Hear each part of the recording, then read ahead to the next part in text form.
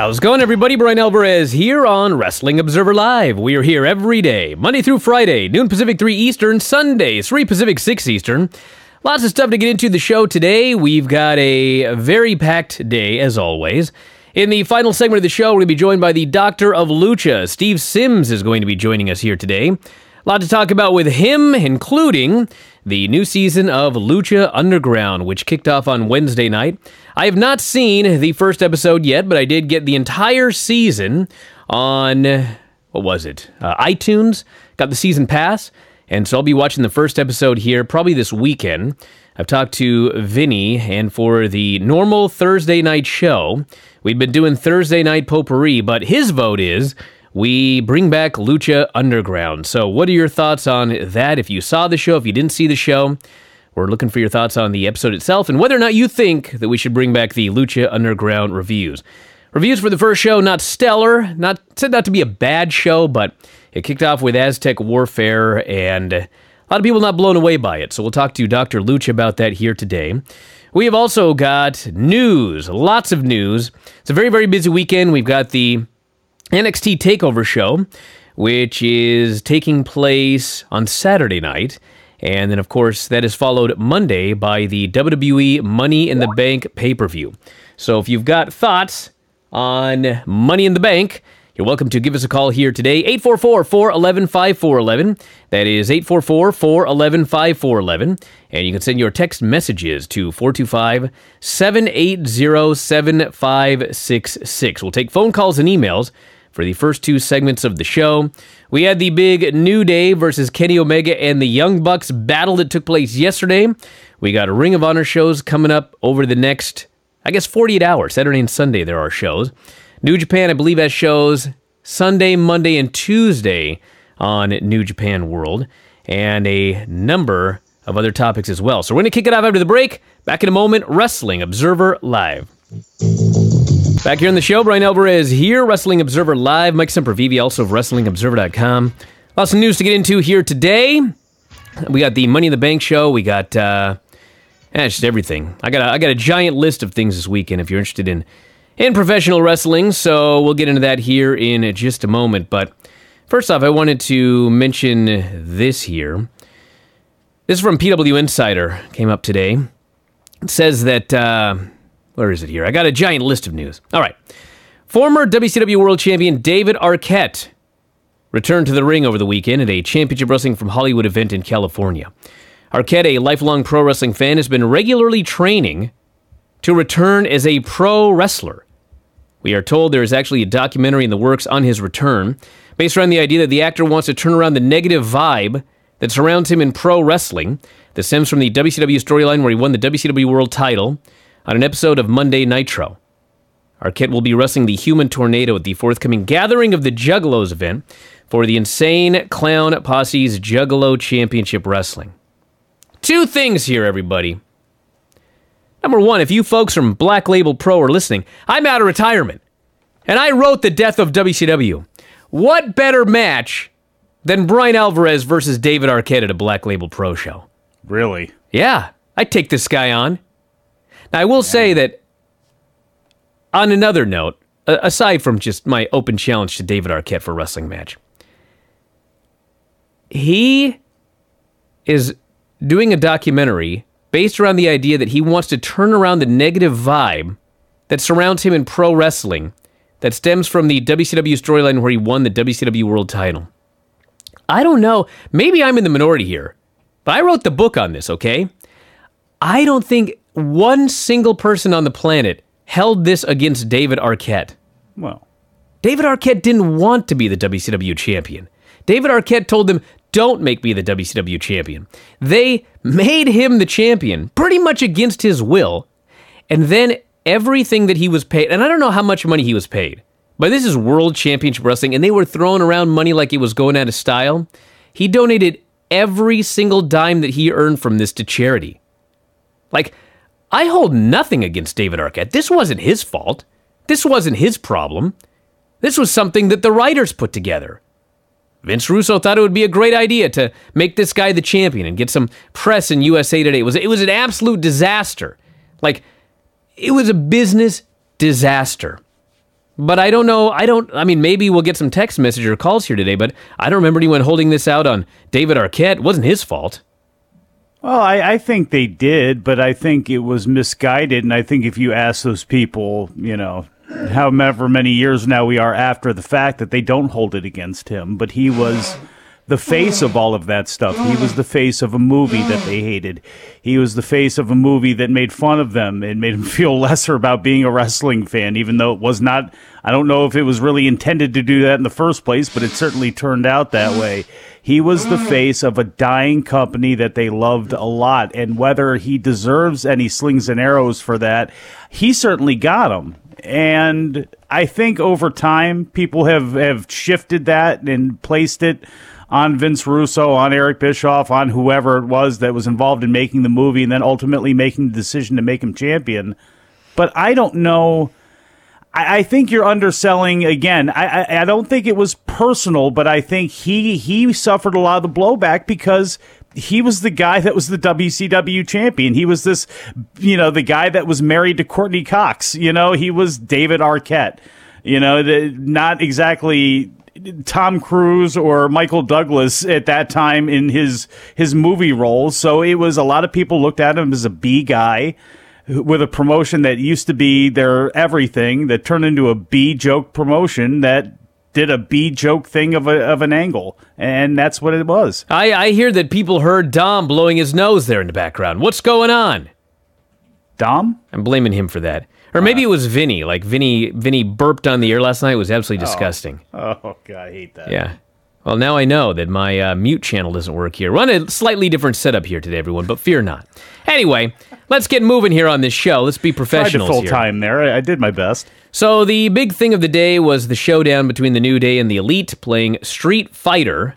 This is from WrestlingObserver.com. It was supposed to be best of 3, with Nick Jackson versus Kofi, Kenny Omega versus Big E, and Austin Creed, which is his video game handle, versus Matt Jackson. He's Xavier Woods. Kingston and Omega won, and then Woods beat Matt to take 2 of 3. So Omega was playing heel, said this was really all about he and Woods, who were the real game players. So they did a best of 9 series, which shockingly came down to the 9th game, and Omega won. Can Kenny Omega have a bad match? I heard this was awesome.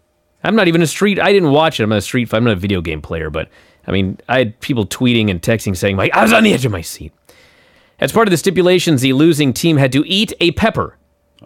Woods said he would eat all 3 for his team since he lost. So he ate 2. The crowd was cheering him. Omega got mad that people were cheering him even though he lost. And he said anything Woods could do, he could do better. He ate 1 and guzzled down water with it. Both guys were feeling sick. They put each other over. It's been more than 18 months since the two teams have wanted to do something to work with each other. It sounded impossible when both teams wanted it. Probably still is, but who knows? So there you go. Very, very interesting. Yeah. Caught the end of it. I saw the end of it there with Kenny, which, by the way, I don't know if I can't remember. Maybe I missed it, but did he drink the water to be tougher? Because you don't want to drink a water when you're throwing down hot peppers if you want to kill some of that heat, folks. He didn't know. Like, apparently. You want to go with some half and half or something like that. Doesn't look like a pepper eater to me. Just burn themselves all up for the enjoyment of everybody that was there. But, yeah, I mean, people love the promos that they were cutting. It was very over-the-top Kenny Omega style of promos. And I thought a little long-winded there at the end as Austin Creed was doubled over in pain after eating 2 of those peppers. But, yeah, I mean, for fans of video games and for fans that are getting such a kick out of wrestling in 2018, I don't know any other way to say it. I mean, WWE was hyping this up. You had them all of a sudden discover that deep in the tape archives that, oh yeah, Kenny Omega used to be in Deep South, right? We own that library. It was our developmental, and they put up a match with him and Crew Jones, and it's just this is a weird and wacky time that's going on with a company that's at war with this other company, yet wants all of its parts and wants to be nice to them too. All right, a couple of Arquette texts here. This person says, David Arquette is just a wrestling fan who got to live the dream, and he was a hellacious TV performer while he was there. I like him, this person says. He was fun. I mean, he did play up the heel. I mean, it was a stereotypical Andy Kaufman-esque thing, but he played it to the hilt. He was good in his role. Just his role was not one people liked. And this person says he donated all of his earnings to the families of Owen Hart and Brian Pillman. That's right. That's what he donated it to. So, good guy. I'd still beat his ass if I got a chance to get my hands on him. Just so everybody knows. Would you extend this pain out? I mean, would you... Hey, listen, let me say something, Mike. Go ahead. Would you put the jits on him? I got to say something here, okay? Go. I was a little bit worried about this Rock and Roll Express match because I basically retired in 2010. I had one match in 2014 with Buddy Wayne, which could not possibly be screwed up, okay? I've been in the ring one time in 8 years. So I was a little trepidatious about my match coming up July 14th, Crown Point, Indiana, with the Rock and Roll Express. But last night, I went to the late, great Buddy Wayne's Wrestling Academy. God bless. Got in the ring there with his son, Nick. He's 12 years old. But he's awesome. He's already a champion. I forget what it is. He's like the special something champion, special forces. I forget what it is. YWF? Nah, it's more prestigious than that. But the point of this is, I got in there with this kid, and boy...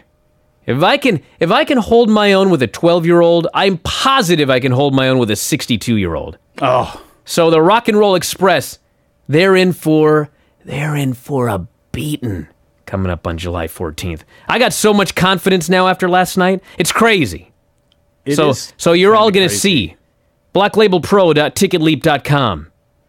You better get your tickets now because it's your last chance to see the Rock and Roll Express. Do you hear me? It's your last chance. And then it's on to Mike Jackson for the whatever title he's got still. And then it's on to David Arquette. I'm on tour now. Back in a moment, Wrestling Observer Live.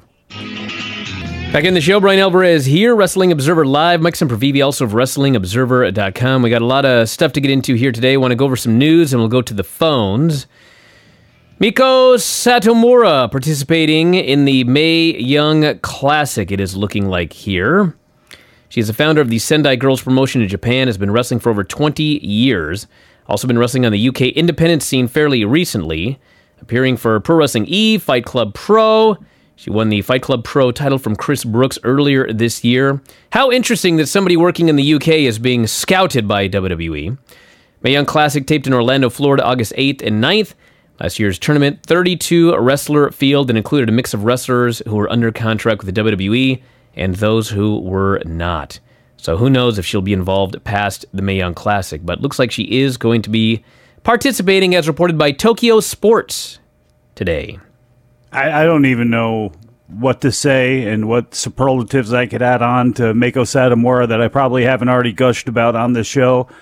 She's the best women's worker in the world and has been for quite some time. She's not only the best women's worker in the world, if you take gender out of it, she's one of the best workers in the world. I mean, you could take her right now, drop her on SmackDown in some sort of side role as a henchwoman for somebody, and she could have a great match with Daniel Bryan, and Daniel Bryan would love to have it with her, and I'm not even kidding you with that. She's excellent, and if the whole point of her bringing her in is to really try to get her, I mean, that would be cool, but frankly, from a personal point of view, I'm incredibly selfish about it, and I would not want to see that happen, because she could have better matches around the world than what she could have sitting there buried in NXT, but if she's being brought in to make Toni Storm look great in the semifinals, or to make Kari Hojo look great in the semifinals, or Io Shirai, who she's had some fantastic matches with, I'm all for it. If she's there just to breeze through for a while and make them look great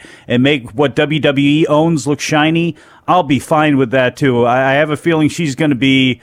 She's not, I don't know about a revelation, but there's going to be a lot of people who see her for the first time, the same way they're seeing Ricochet for the first time and being mightily impressed. Let's go to the phones. You're on the air. What's going on? This is Jim from Virginia. How y'all doing this evening? What's up? You were talking about Miko Satomura coming in for the Mae Young Classic, too. I'm all for that, but I'm kind of on the side with Mike, just to come in there to make girls look better. No, I don't want that. I want just to let her showcase her talent. I would love to see a rematch of Toni Storm and her, though. I think that would be a great match for the tournament. But Jim, yeah, I mean, I'm glad to see that they're going after her. Huh? Let me throw this at, because I wouldn't mind seeing her do that if she's going to be in there, as long as she isn't made to look a fool, which I obviously don't think that they would do. I mean, wouldn't you want her there to shine up Shirai and some of and Toni Storm if that's going to be the case?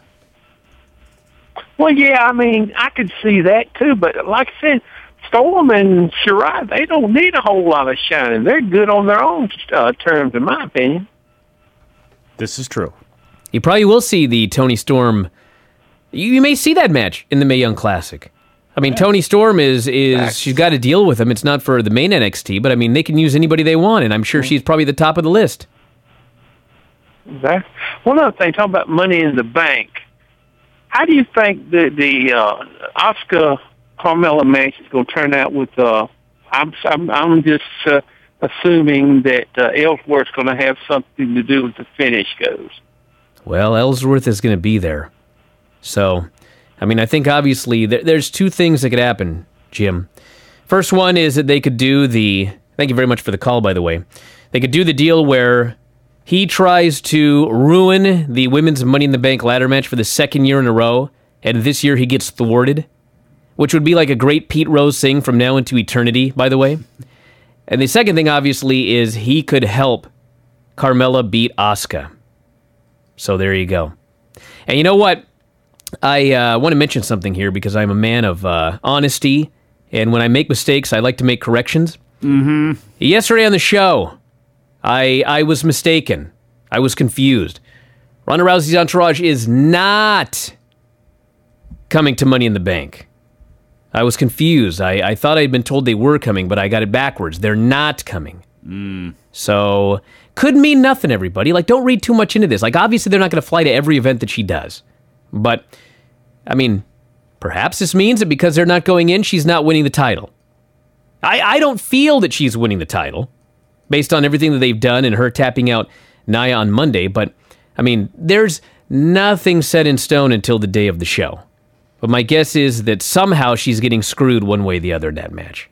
Maybe now, Stephanie McMahon, maybe whoever. Well, that's what I was going to say, though. So where do you go with this, then? Because obviously she needs ring time, and, you know, I guess she could win the belt, still have Natalya on her side, and go in there and face Mickie James first. I mean, I'm not sure which way you take this, but she obviously needs to be aligned with somebody and paired up with somebody who can get her better in the ring. So no matter what happens here, what would be your choice as far as an opponent for Ronda goes?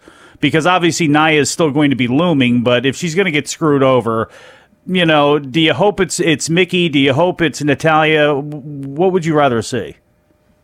God, I don't even know. It doesn't matter.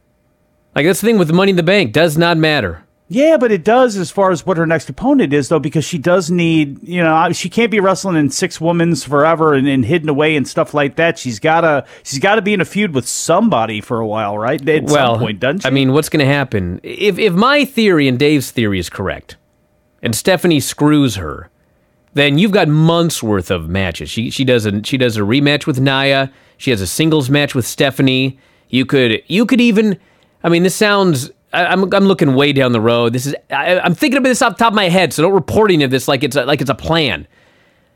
They could very easily have Stephanie interfere, screw Ronda, Nia wins. You got a rematch in July, Stephanie interferes again, Nia wins. You do some other screw job finish, or somebody runs in or whatever.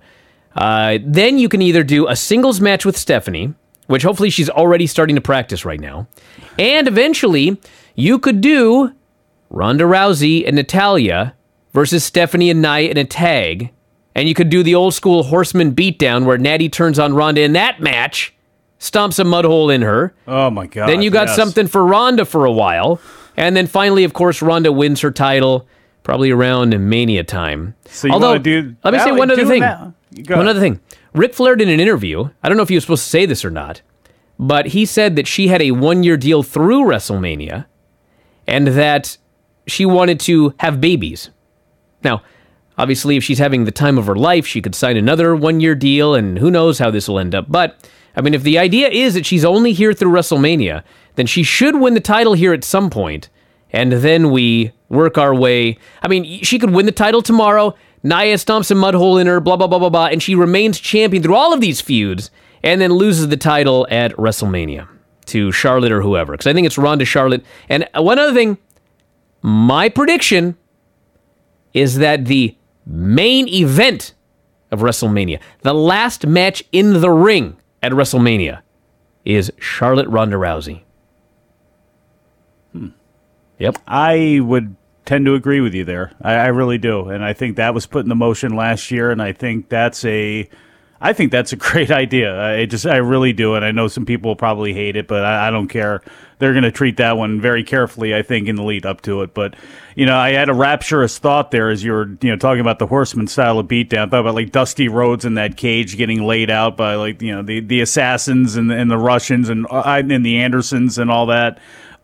And obviously it won't go that way, but, to build this thing up to SummerSlam, and to have that happen where it's going to look like a big coronation for Ronda or something like that, I mean, that would actually get you one of your favorite words, heat. And it would probably be pretty good, and it would be a nice way to get to Survivor Series and to get to the Rumble and then on to WrestleMania. I mean, there's the one thing that was proven by Brock Lesnar not being around and John Cena not being around. Ronda Rousey does not have to be out there and on there every week. I know they made that declaration, but it doesn't need to be done. And if treated carefully and properly, they can get a lot of mileage out of this. All right, so we'll talk more about this over the weekend and next week and into the future, but this from WrestlingObserver.com. This week, Pivot Share, which has deals with more than 100 companies in 15 countries, is trying to do what FloSlam failed to do, which is to be the destination for independent wrestling, with the creation of the PowerSlam Wrestling Network. Unlike the FloSlam deal, which was $20 per month, this will be $5.99 per month. Chris Woolsey, the head of publisher relations, says, "We wanted to create a channel that was going to not only help our partner promotions generate revenue, but also reach a huge new audience through super serving wrestling fans around the globe. Seems like many of the other streaming options in the market aren't really delivering on their promises of revenue. Wanted to create something that can grow along with the great brands we work with. We think wrestling content is valuable. Our partners would receive real revenue from their hard work. Service will be launching immediately on iOS, Android, Apple TV, Roku, Amazon Channel, and PowerSlam TV. 40 to 50 indie events per month. There will be deals with 75 different promotions and 2,000 hours of archived content at launch. They are the host site for ICW, Demand Progress, Rev Pro, Pro Wrestling Eve, Over the Top, Smash Wrestling, AAW, Bar Wrestling, WXW, CCW, Defy, Preston City Wrestling, and High Spots, which releases the PWG tapes. They have deals with a tremendous number of different big-name promotions all over the world, and the list is up at WrestlingObserver.com on the front page if you want to check it out. Already seems to be a significantly better idea than what FloSlam did.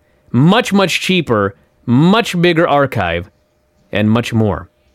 So we'll talk about this more later on, but Dr. Lucha is coming up next. Back in a moment, Wrestling Observer Live. Back in the show, Bryan Alvarez here, Wrestling Observer Live. Mike Sempervive, also of WrestlingObserver.com. The Doctor of Lucha is joining us here today for a fun and exciting day on the program. And before we get started, Dr. Lucha, I just want to read one text message here. Very, very important. Sure.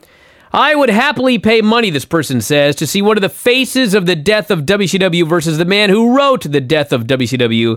Book it, Black Label. Bryan Alvarez versus David Arquette. Wake up, Kirby. Let's go. Come on, Steve. You'd fly out for that match, wouldn't you? Fly out. I'd fly up everybody I work with, too. Oh! You hear that, Black Label? This is a money match here. All right. Hey, Steve, what do you think of this? Ton of tickets. Yes. What do you think of this this new season of Lucha Underground? It was the first. Obviously, we've only seen the first episode, and with a television show, and this is a television show, it may make more sense as time goes by. But I thought it was almost like they took the same characters and just threw them into a blender and just kind of restarted, not completely restarted. I mean, Pentagon Dark was still champion, and the tag team champions, they worked around the fact that one of the guys wasn't coming back anymore. But obviously as a TV show, the biggest star on the outside the ring stuff has been Dario Cueto, and how they handled Dario was not exactly what I expected. I didn't have firm expectations, but I kind of thought they would try and work a way around to where they could set up his return, and it sure didn't look that way. I mean, it really didn't look that way. It looked like he is gone forever, the character, to be replaced by his grandfather. Yeah, that was the big question going into the season. Like, is this him in a disguise, or is Dario allegedly really dead and this is actually his father? Oh, no, he's apparently dead. Well, hold on, Steve. You know as well as I do. Steve, you know as well as I do. Many people have died in Lucha Underground, right? Yes. Okay. So who knows? They all come back, except Conan. Well, that's right. Which is too bad, by the way. But I guess we'll see what happens. But how I'm sorry, I said grandfather's father, but like, what in the world? It was, it made for a new storyline, and like I say, by the end of the season, this may turn out great. They may have something they planned, something they haven't done, something we haven't seen, because most of the spoilers we got, of course, were just in the ring. We don't see the skits unless they're performed right in front of the live audience. So a lot of the stuff we just literally don't know until the episode comes out. But these guys have been extremely creative for the first 3 seasons. So I am still reserving hope there's going to be a more interesting denouement to all of the Cueto storyline. But right now it looks like we've just got his evil father and his and the person he is calling his only son, Matanza Cueto. Now, the reports that we got... Did we get to the point yet where we're going over the audience that watched it on TV? We'll get to that in a second. But the first question, so the story was that, like, Dario playing his father was, like, terrible. It was, like, hokey and corny. Did it come across that way on television? Yeah, the actor playing it. You could obviously tell they were not trying to hide the fact that it was the same actor. That's one of the reasons why I suspect something may still happen storyline-wise. I don't know. I'm not privy to the skits and stuff, but it was so obvious that it was him that it kind of made you want to think that there is something planned down the road for this. Even though they have explained away that he's in a casket and he's not coming back and that he's dead and et cetera, et cetera. Just with the way the first 3 seasons were going, I kind of expect it. I didn't expect that they were pretending that it was Dario pretending to be his father. I always thought from the start that it was going to be a completely different character, not the same character trying to play, I'm getting all meta here, but play a character within a character. Sure. So I thought it was going to be somebody different from the start, and a different character from the start. But Dario Cueto was like the most. Well, that would be hyperbole because I watch a lot of other TV. He's one of the most interesting characters I've seen in any TV show the last 3 years. He's really, really a very good awesome. Guy who does it. A really good actor. So. If you were, this is kind of a stupid question, but if you were WWE and Lucha Underground finally went under for real, would you hire Dario? I sure would. Oh, yeah. I've long, guys, I'm old. I'm over 60. So, I'm you can throw out some of my comments as being, the senile old man. But I remember the days when managers actually drew money for their guys. And a person who is not everybody who has to appear on your show has to have an in-ring role, and I suspect this guy would be of value to any promotion that used him. Then, of course, you could extend that and say, well, there are plenty of good unemployed actors right now. Somebody could go along that line if they wanted to. Did I indulge too much before the show, or was there just an echo right Don't worry about it, Mike. Ignore it. Okay. All right, here we go. Well, yes, he did, but that's another story. He's still celebrating the Capitals winning the Stanley Cup. Terrible. Any other thoughts on Lucha Underground before we move on to AAA and CMLL? Well, yes, I was startled at how many people watched it. The numbers that came back were like, it was one of of all the 100 and some odd episodes they had so far, it was in the top 10. Really? Of the people that watched it, yes. I didn't even see the rating yet. What did it get? It got strong ratings, considering the fact that still 150,000 people in a country of 330 million is not exactly, it's not going to make anybody rich. It's still a very tiny audience, but comparatively speaking, I was very, very, very, very happy with some very strong numbers for the first episode. So 150,000 was the. Well, it may have been 170. I don't have the number right in front of me, but it was like amazingly higher than I thought in relative terms. Wow. 150 to 170, like I say, in the United States is not exactly, Well, no, but that's really good for Lucha Underground. The question is, what happened? Why did it do so well? And it is. Even though it's available on iTunes, and it's available, you season passes, and anybody can see it if they want to, even if they don't have El-Ray, but apparently a lot of people made it appointment television to see the first episode. And they're, off, and you can't trust social media. Social media is a small percentage of any sporting event or entertainment events following. But the social media lead up to this in the last 6 months just hasn't been that strong. I mean, I follow the same. No, I thought this was the worst promotion of any season thus far, and apparently it did pretty good. And it did. Yes, it did. By all accounts, it did far better than we would have expected. And I am very anxious. I presume a lot of people are very anxious to see if it holds for season 2, or for episode 2, and if it holds or grows, then we've got to rethink how they're going to, what they can have going on for future seasons. So moving on to CMLL and AAA, who are intertwined at this point in history as a result of LA Park. They are. Has he gotten himself in deep trouble yet? What's the latest?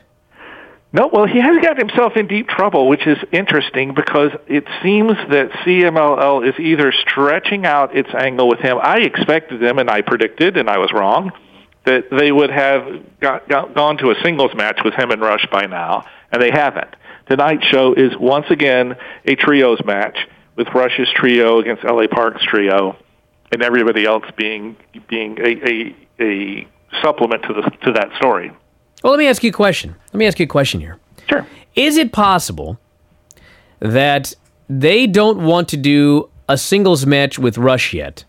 Because if we presume that Rush would beat LA Park at the anniversary show, obviously Park would have to beat Rush in this match. And maybe the idea is, until we get this contract signed for this match at the anniversary show, why have him beat Rush when he could just walk out or do something crazy the next day? Well, it's possible. I would add one other thing to that, is that he has announced, and AAA has announced, that he will be in AAA's main event too. That's right. CMLL may be waiting, and this would be something that Paco I wouldn't be surprised at all if you told me that this was his decision, that they're not going any deeper on the angle until after Triple Mania.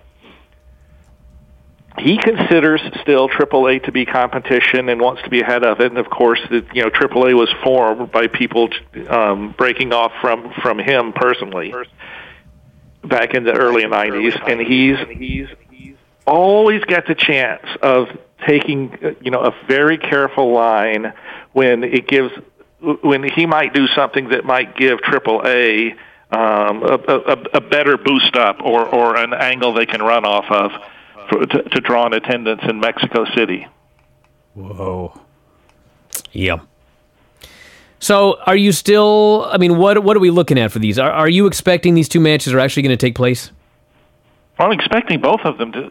Let me rephrase that. The Triple Mania match is going to take place, and I frankly expect Park will be in it, and I don't expect him to lose his mask there. I sure hope not. Like I say, if Dorian offers him $250,000, which goes a lot further in Mexico than it does here, just like he did with Dr. Wagner last year, if I'm L.A. Park, I have to seriously consider that. I mean, that's money right in front of me right now to take. Okay, but let me ask you a question about this. But I don't think he will. I think he'll go to CMLL. Sure, but here's the question. So let's say L.A. Park is one of the biggest stars in lucha history. Mm-hmm. He should be in the Observer Hall of Fame. I am lobbying for this. We agree on that. Just like I'm lobbying for a match with David Arquette. So, obviously, that's a very, very valuable singles, like a very valuable singles match with that mask on the line. What is the most recent massive superstar who has lost their mask in a non-singles match? You know what I mean? Like, L.A. Park losing it in a four-way, it seems to me like a big waste. Well, it does. The format they are using, they're calling it a poker de aces, which is poker with the four aces of poker, indicating these are the four biggest stars that you could possibly put in the show. It's been a long time since a major mask was lost. I'm trying to think. I can go back into the 70s, but that's going back too far. Lost in a match where there were other masks on the line as well, and it was that major of a mask match. The UWA in the 80s used to have tag team tournaments where two major masks would be lost. In the 1988, all the Brazos lost their mask against the Villanos, but I don't think that's the sort of scenario you're referring to. This would be pretty unique. Mike, go ahead. Hey, just real quickly about Crash, Steve. Where do they stand right now as far as their money running out and running their shows and their influence right now? They are trying to still make a big go of it in the areas where they're strong. They've determined which areas they can run and which areas that, despite the fact they're bringing in the best talent they can find, just haven't drawn very well. Tijuana is obviously their biggest market. They're going to be able to sell out Tijuana. They still have some good stars, even if Penta and Ray Phoenix end up with the larger promotions for most of the rest of the year. I suspect they'll still have access to them. And they've got enough American talent that to fill a 5,000-seat arena once a month or a 5,100-seat arena once a month, they'll be fine in that area. The odds of them, however, making it as a national promotion are long gone. In fact, they were gone when they never got TV, even when they were bringing in the best talent they could possibly find. All right, stand by, back in a moment with more Wrestling Observer Live. Back in the show, Brian Alvarez here, Wrestling Observer Live. Mike Sempervive, also of WrestlingObserver.com. Everything sounds great. We're back in the saddle here, ready to go. Dr. Lucha joining us to talk the newest issue of Figure 4 Weekly. What's coming up, Steve? Well, for the next issue of Figure 4, Brian, it's 23 long years. I calculate this is issue 1200. Oh, my God. Of the newsletter. I can't even believe it. Something I haven't ever done in the newsletter since I expect a relatively slow week the next couple of weeks. AAA isn't even taping for a month. And I'm going to look back over the last 23 years. The trends, the big matches. In hindsight, what has been the big stories. And I'm going to do that for the next two issues. It's going to be a lot of fun, and I've already gotten started on it, and it's going to be a challenge to keep it to 600-700 words, but I'll do it. Well, you can check it out at WrestlingObserver.com, everybody. You get full access to the Wrestling Observer newsletter, Figure 4 Weekly, 9,000 radio shows, so much more. If you like this show, I guarantee you'll love a subscription to WrestlingObserver.com, so check that out. And we're out of time. We're going to be back on Sunday. It's a very busy weekend. Head to WrestlingObserver.com to follow all of the news and shows. Thanks, Mike, as always. Dr. Lucha, everybody in the studio, callers and listeners. Talk to you tomorrow. Wrestling Observer Live.